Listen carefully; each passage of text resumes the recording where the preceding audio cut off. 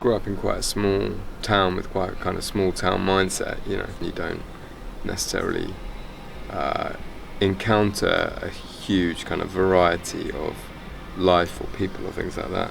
So then moving to London as a young person was very kind of formative and a sort of big experience, And I think a lot of my early work certainly was about processing what it means to exist in a large city with millions of different people, millions of different temperaments, moods, experiences, all living so closely together. I always thought I was meant to have a very specific process, and a filmmaker should do X, Y, and Z. They should start finding visual references and putting them up. They should start doing very specific things. And over the course of my career, I suppose I've just realised that, there isn't one set process one's meant to have.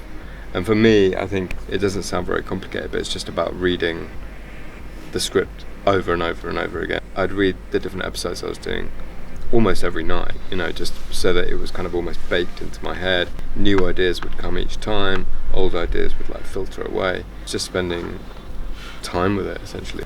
I don't think I'm making films with a sort of very, very conscious, issue focus or with any kind of lesson in mind, but I naturally do gravitate towards those themes just because that's what interests me and kind of galvanizes me, I suppose.